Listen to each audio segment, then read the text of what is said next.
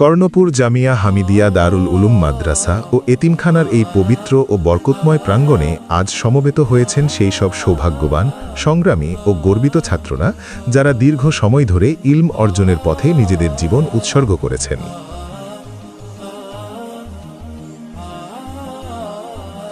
দাওরায়ে হাদিস ও হিফজুল কুরআনের মতো সর্বোচ্চ ও মর্যাদাপূর্ণ ইলমি স্তর তারা সফলভাবে সমাপ্ত করে আজ এমন এক জায়গায় পৌঁছেছেন যা একজন তালিবে ইলমের জীবনে সবচেয়ে সম্মানের ও দায়িত্বের।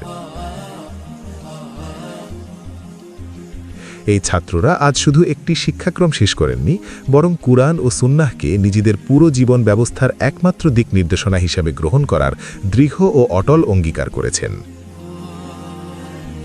এই গুরুত্বপূর্ণ ওয়াজ মাহফিলে বরেণ্য অতিথি ছিলেন আকন্দ ফাউন্ডেশনের প্রতিষ্ঠাতা ব্যারিস্টার জাহিদ হাসান আকন্দ মহোদয়ের পক্ষে উপস্থিত থেকে এই মাহফিলের সময়োপযোগী, গভীর, অর্থবহ ও হৃদয় ছোঁয়া বক্তব্য প্রদান করেন আকন্দ ফাউন্ডেশনের সম্মানিত চেয়ারম্যান মোহাম্মদ লুৎফর রহমান আকন্দ।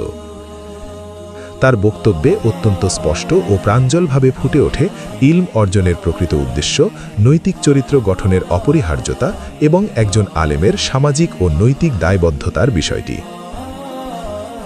আমরা আন্তরিকভাবে দোয়া করি আজ যারা এই পাগড়ি গ্রহণ করল, তারা যেন কুরআন ও সুন্নাহর আলোয় নিজেদের জীবন, পরিবার ও সমাজকে সত্য ও ন্যায়ের পথে আলোকিত করতে পারে।